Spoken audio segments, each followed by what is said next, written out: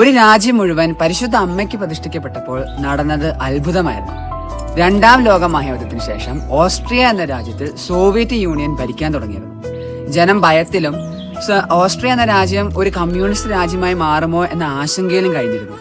അവർ പ്രാർത്ഥിക്കാൻ തുടങ്ങിയിരുന്നെങ്കിലും സമാധാനം അസാധ്യമെന്ന് വിശ്വസിക്കാൻ തക്കവിധമായിരുന്നു സോവിയറ്റ് യൂണിയന്റെ ശക്തിയും ഭരണവും. അങ്ങനെയിരിക്കെ സോവിയറ്റുകാരുടെ തടവറയിൽ കഴിഞ്ഞിരുന്ന ഒരു പുരോഹിതൻ ഫാദർ പെട്രൂസ് പവലിക്കിന് പരിശുദ്ധ അമ്മയുടെ സ്വരം ലഭിച്ചു. നീ ഞാൻ പറയുന്നത് പോലെ ചെയ്യുക, നിനക്ക് സമാധാനമുണ്ടാകും എന്നായിരുന്നു ആ സന്ദേശം. അത് അദ്ദേഹത്തിന് വേണ്ടി മാത്രം ഉണ്ടായിരുന്നതല്ല, പക്ഷെ ആ രാജ്യം മുഴുവനും വേണ്ടിയുള്ളതായിരുന്നു. അദ്ദേഹം വാക്ക് നൽകിയതിനു ശേഷം അദ്ദേഹം അത്ഭുതകരമായി രക്ഷിക്കപ്പെട്ടു. അങ്ങനെ 1946 അദ്ദേഹം പുറത്തു വന്നതിന് ശേഷം അദ്ദേഹം ജനത്തെ ഒരുമിച്ച് കൂട്ടി ഓസ്ട്രിയയുടെ വിമോചനത്തിന് വേണ്ടിയും കമ്മ്യൂണിസ്റ്റ് രാജ്യം മാറിപ്പോകുന്നതിനു വേണ്ടിയും സമാധാനം സ്ഥാപിക്കപ്പെടുന്നതിനു വേണ്ടിയും പ്രാർത്ഥിക്കാൻ തുടങ്ങി. അദ്ദേഹം ജനത്തെ ജപമാല ചൊല്ലി പ്രാർത്ഥിപ്പിക്കാൻ തുടങ്ങി. ഒരു ചെറിയ സമൂഹമായി തുടങ്ങിയ പ്രാർത്ഥന രാജ്യം മുഴുവനും ഏറ്റെടുത്തു.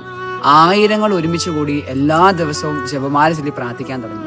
ഫാത്തിമയിൽ ലഭിച്ച സന്ദേശപ്രകാരം മെയ് 13, 1947 ഓസ്ട്രിയ രാജ്യം പരസ്യമായി പരിശുദ്ധ അമ്മയുടെ വിമല ഹൃദയത്തിൽ പ്രതിഷ്ഠിക്കപ്പെട്ടു. അങ്ങനെ 8 വർഷത്തെ നിരന്തരമായ പ്രാർത്ഥനയ്ക്കും കാത്തിരിപ്പിനു ശേഷം സോവിയറ്റ് യൂണിയൻ 1955 ഓസ്ട്രിയ എന്ന രാജ്യത്തിൽ നിന്ന് പിൻവാങ്ങി. സമാധാനം സ്ഥാപിക്കപ്പെട്ടു. ജനമൊന്നാകെ മുട്ടിന്മേൽ വീണുകൊണ്ട് ഇത് മറിയത്തിന്റെ വിജയമാണെന്ന് പ്രഖ്യാപിച്ചു.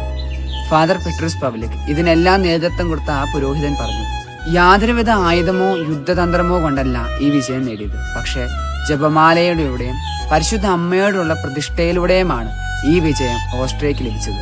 നമുക്കും നമ്മുടെ ജീവിതത്തെയും നമ്മുടെ രാജ്യത്തെയും പരിശുദ്ധ അമ്മയുടെ വിമല ഹൃദയത്തിലേക്ക് പ്രതിഷ്ഠിച്ച് ജപമാല ചൊല്ലി പ്രാർത്ഥിക്കാൻ തുടങ്ങാം. പരിശുദ്ധ അമ്മയിലൂടെ ഈശോ നമ്മെ അനുഗ്രഹിക്കട്ടെ.